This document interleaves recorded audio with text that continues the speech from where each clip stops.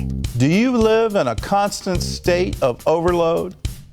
Whatever stress you're dealing with right now, remember, God doesn't always want to change what's around you. He wants to change you. Discover a new strategy for dealing with stress. Joyce Meyer joins us on today's 700 Club Interactive. Well, welcome to the show. Today we're going to talk about stress, and we all seem to be getting increasingly stressed out. According to the American Psychological Association, millennials experience more stress and are less able to manage it than any other generation. But they're not the only ones dealing with the problem. 77% of Americans regularly experience physical symptoms caused by stress. 48% of people feel their stress has increased over the past 5 years. 33%, that's 1/3 of all of us, live with extreme stress. So where is all this coming from? Well, there's actually an American Institute of Stress. According to them, the top causes are job pressure, that's number one. 2, money issues. 3, health problems, relationships, then poor nutrition, media overload, that's one we're all dealing with, and then sleep deprivation. So if this is happening to you, and most of us seem to be having stressed out lives, what's the solution? Well, New York Times bestselling author Joyce Meyer says stress is something that we can overcome.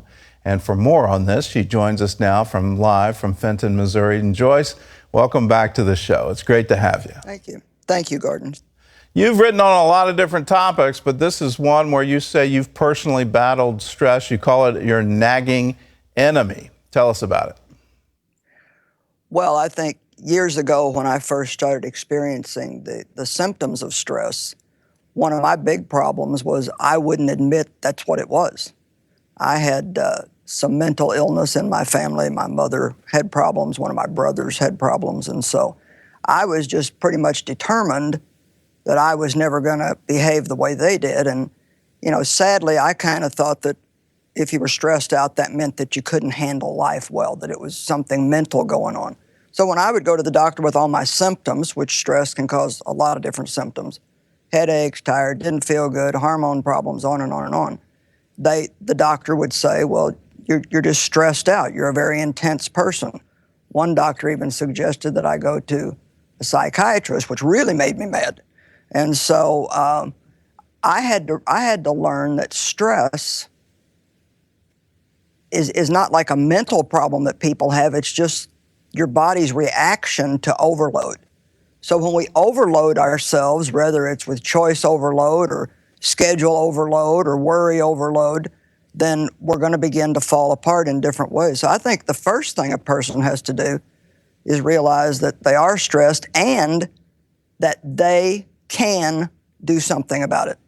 A lot of people want stress to go away, but they're not willing to make the changes they need to make in order to see it happen. I think you're really onto something with just us recognizing that we have it. And I think it's a particular problem for Christians, and we all have heard the slogan, I'm too blessed to be stressed. And somehow or other, if we admit that we have this problem and that we've done things that have gotten us into an overstressed situation, somehow or other we believe we're somehow denying the faith or denying what Jesus is doing in our lives. Why is that? What did you do to get over that?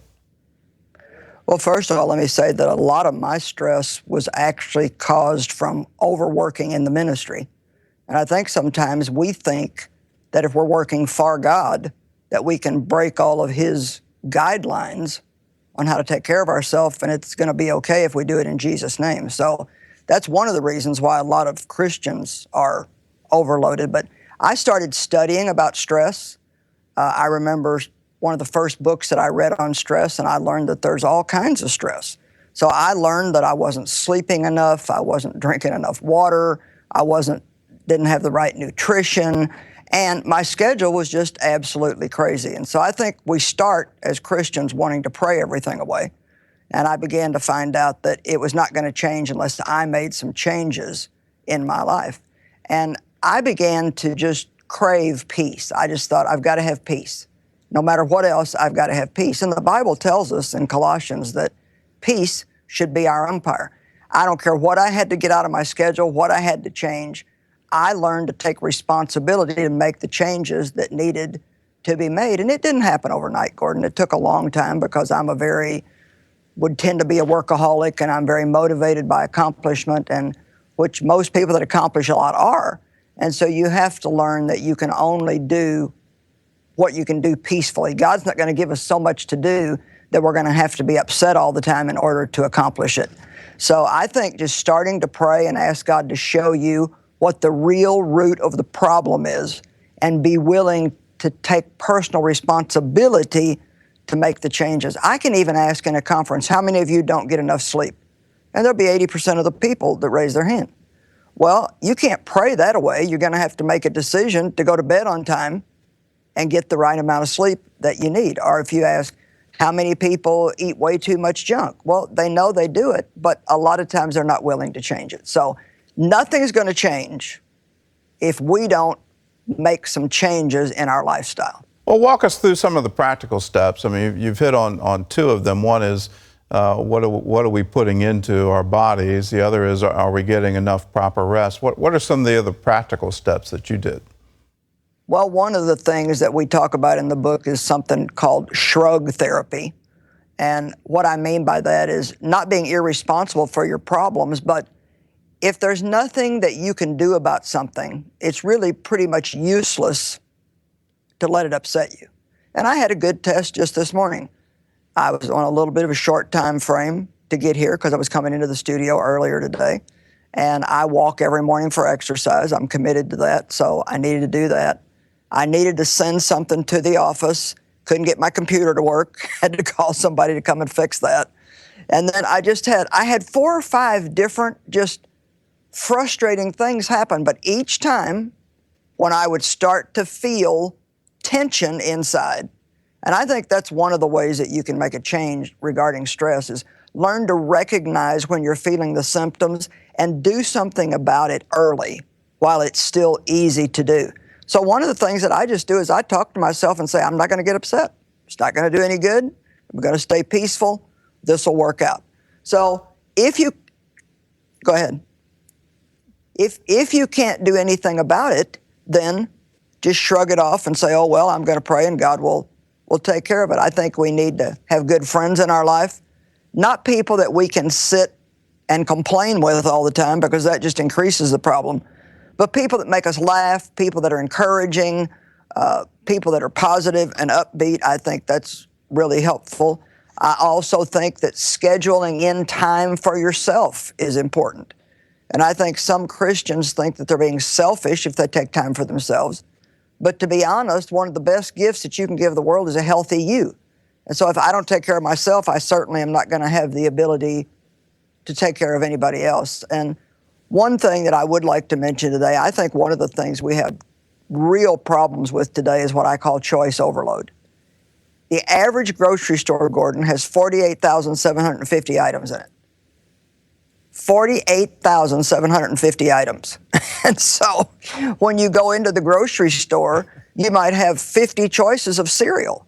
And I think we have to learn to just make some decisions and go on and not feel like we have to consider everything that's there before we do. Make a list before you go. Well, one of the things I want to point out that you mentioned in your book, that how our own words actually affect our stress level.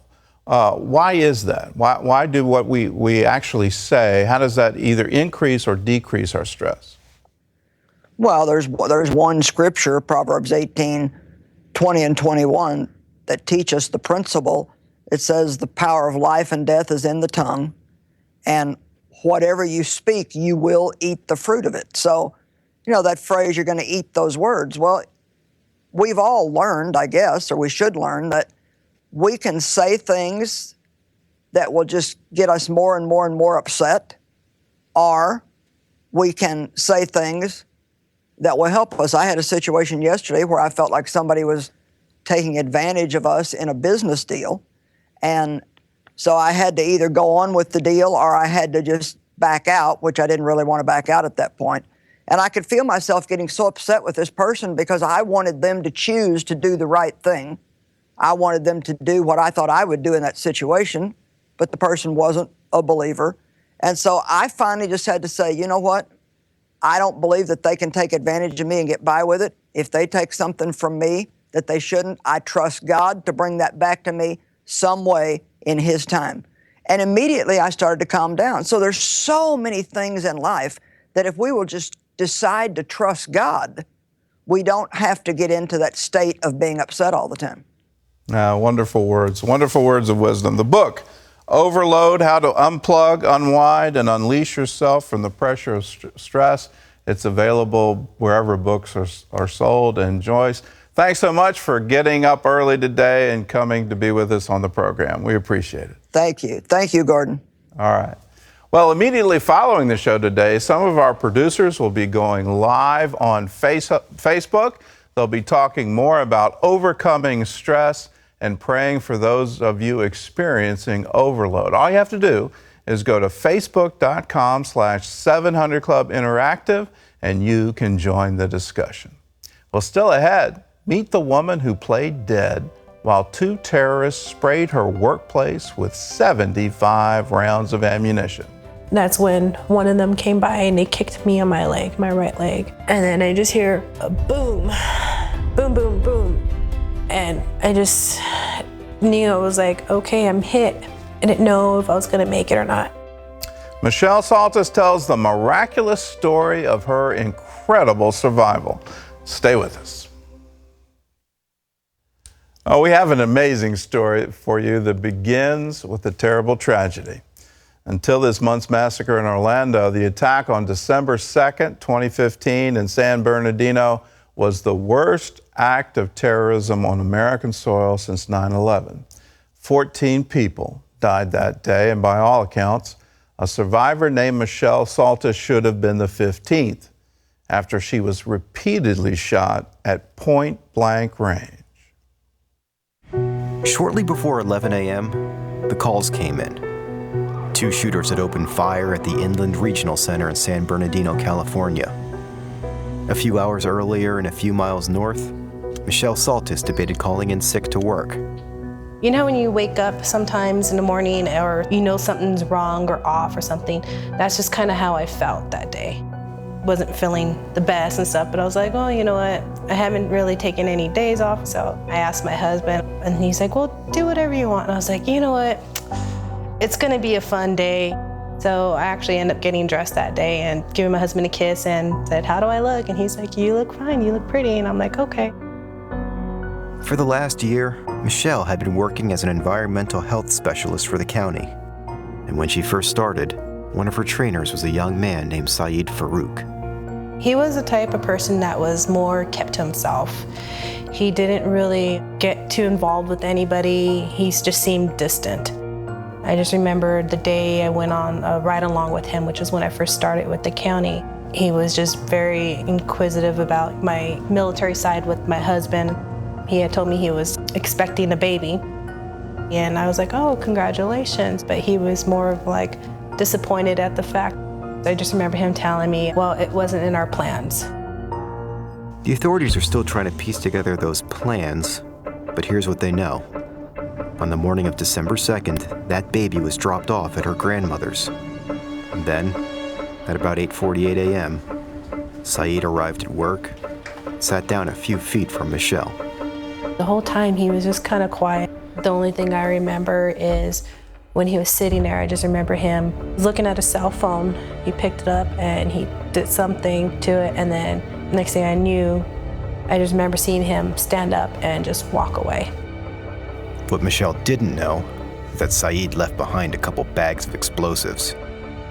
20 minutes after he left, he returned with his wife, both dressed in tactical gear and armed to the teeth. All of a sudden, I hear gunfire. I looked behind me and I noticed that the door had a crack, like it was propped open. And I just see a person standing there. And I saw him lifting a rifle up and start spraying the room from right to left. I just got down on the floor real quick, tried to get out of the way, and just lay there like as if I was dead already, like if he already shot me. I just remember the fire went on for, seemed like forever long to me. The next thing I know is the firing stopped. Saeed and his wife were carrying AR-15 rifles with bullets designed for maximum damage. They fired off 75 rounds before fleeing, but before they left, they paid one more visit to Michelle. That's when one of them came by and they kicked me on my leg, my right leg. And then I just hear a boom, boom, boom, boom. And I just knew, I was like, okay, I'm hit. I didn't know if I was gonna make it or not. I just laid there and first thing I did is I turned to God. I start praying. I told him, I said, God, I'm ready. I'm ready to go home with you. And, I'm okay with that. I was like, but if it's not my time, I just ask that you protect me, that you shield me, that you keep me safe and keep everybody in here that it's not their time, that keep them safe, protect them. And I just kept talking to him and praying that over and over. I was breathing very heavily at first, and I just knew, I said, God, please help me stay calm. I need to stay calm. Lincoln 3, we're being advised that one suspect fled in a black SUV westbound from the location. We do not know if we still have an active shooter. We supposedly have 2 down inside. We'll be making entry. Within minutes, hundreds of officers were on the scene, but Saeed and his wife were already gone. It's believed at this point they tried and failed to detonate the pipe bombs they left behind. Back at the center, Michelle Saltis tried to move. I have no idea how many people were killed right now. It was literally like as if I was in a movie. Next thing I know, the cops show up. I didn't know who they were at first. I was scared still because I just saw them with a bunch of guns, and I was like, oh great, more people in here to shoot us.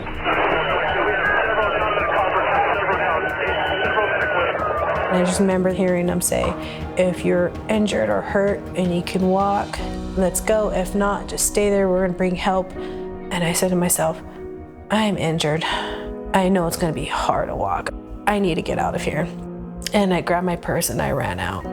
15 minutes after the attack, Saeed's wife pledged her allegiance to ISIS on social media. Meanwhile, emergency crews from around the area set up a triage unit for the victims. He looked at me, he's like, oh, sweetheart, you need to get down, you're hit. And he said it kind of like very nervous, and I looked at him, I said, calm down. I said, once I'm down, that's it. I won't be able to get up, because I was already losing feeling in my legs and everything. Michelle was rushed to the St. Bernardine Medical Center. Dr. Ruben Ozario was on duty.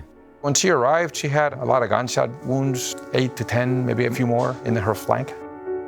So after examining her, we determined that she had intra-abdominal injuries and that she needed emergent surgery. I went to shake his hand, and Dr. Ozario kind of put my hand to the side. He leaned up and kissed me on my forehead, and he looked at me and he says, I got this, you'll be okay. And I looked at him, and I just remember started to cry, and I said, okay, thank you. I knew I was gonna be okay. I know I'm in good hands. I know that God is with me and that God sent them all for me for a reason. Sometime around 3 p.m., a tip led police to Saeed's house.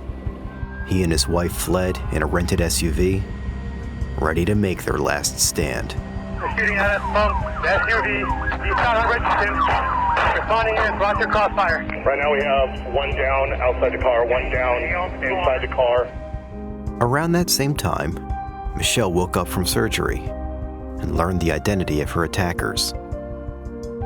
Honestly, when I first found out, I get really mad. I'm like, why did he have to do this? But then I have to stop and I pray and I say, you know what? I have to forgive him, because that's what God would do. If I were to forgive him, even though I don't like what he did and I don't agree with any of it, it's gonna help me move on with everything in my life. It's gonna help me heal. If I don't, it's just gonna only make things worse. It's gonna make me keep that anger and that hatred, and that's not what I want. 14 people died during the San Bernardino shooting. Michelle Saltis was shot point blank. By all accounts, she should have been number 15. The amazing thing is God's grace, because when I was in the room, when I was laying there on the floor, when I said that prayer, I literally felt this shield over my body. When he or she shot me less than 3 feet away, they missed. And I tell everybody, I'm like, it's because I had God's shield over my body protecting me. He was answering my prayers. He told me, in a sense, it's not my time. He has something better planned for me. Today, Michelle is still under doctor's care. She hopes to return to her job soon. Every now and then she has flashbacks and sleepless nights. Still, Michelle Saltis is alive and stronger than ever.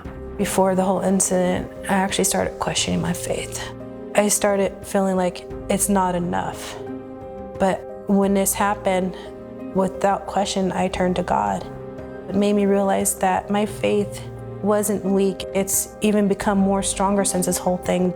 He was with me that morning when I was starting to decide not to go to work. And then when the whole thing started happening, he was by my side, and I turned to him right away, and I knew God was with me the whole time. His grace is why I'm still here. Those who know the name of the Lord, they won't ever have to fear. They can trust in him. He will be their refuge. And then afterwards, let us remember, if we remember anything in today's world, let us remember to love our enemies. Try to do good to them. Try to pray for them so that they can have the same saving knowledge that there's a God who loves them. It's when we act like Christians, when we lift him up, that's when the whole world, all men, will be drawn unto him. Well, up next, a farmer with 4 kids adopts 6 more, but a water shortage makes it hard for him to feed them. And see how you helped when we come back. In a small village in Laos, Channa and his wife were known for their generosity. They often took in children who had nowhere else to go, even though they could barely feed themselves. Channa and his wife had 4 children of their own, and then they adopted 6 more over the years. It all began with something Channa learned from his father, who is now 103 years old. My father always told me to extend help to others in need, even though we were poor. These orphans lost their parents in accidents. My heart went out to them, so we took them in. The family lives on a farm. They rely mostly on the crops they grow to survive. But their vegetables have had an especially hard time lately because of the limited water supply. Sometimes they can't even grow enough food to feed their own family, much less sell to others. We have no way to irrigate the farm. My wife, son, and I have to make dozens of trips a day to a nearby creek to get enough water for the entire garden. And carrying water has been difficult for the couple because both were injured in the past. Channa was hurt when he fell from a motorcycle, and his wife's leg was permanently injured when a landmine exploded near her. So the first thing CBN did to help this family was to install a pump and pipes that carry water from the creek up to the family's vegetable garden. Already we are saving time and energy so we can do other important things for the children. It also gives me more time to visit and help other people with disabilities in my village. Next, to help Channa increase his income, we helped him to start a business raising and selling pigs. Channa's business is growing, and for the first time, he has money to send his children to school and to buy medicine and vitamins for his elderly parents. And they even had a little left over to repair the roof over their kitchen. Thanks to your help, our income is so much better. I am very happy that I can meet the needs of all my family members. Thank you, CBN. And thank you. If you're a member of the 700 Club, you're part of blessing that wonderful family. If you're not a member, join with us. Join in everything we're doing around the world. A portion of every gift goes into the work of Operation Blessing. Another portion goes into the work of CBN International to preach the gospel around the world, and you get to be a part of it by joining. How much is it? It's just $20 a month. That breaks out to 65 cents a day, and you join with tens of thousands of people that want to make a difference in the world today. So if that's you, call us right now, 888-777-1999. And when you call with your pledge of $20 a month, I want you to have this. It's my father's latest teaching, Victory Through Life's Storms. Here he is at 86 years old, and he's sharing the wisdom he's accumulated over the years of how to overcome the storms that life wants to bring. So if you want those, call us, 888-777-1999. That's all the time we have. Don't forget, right after the show, we're going to be going live on Facebook, and we'll be talking about overcoming stress and, more importantly, praying for you. All you have to do is go to facebook.com. We leave you this word from Proverbs: worry weighs a person down, an encouraging word cheers a person up.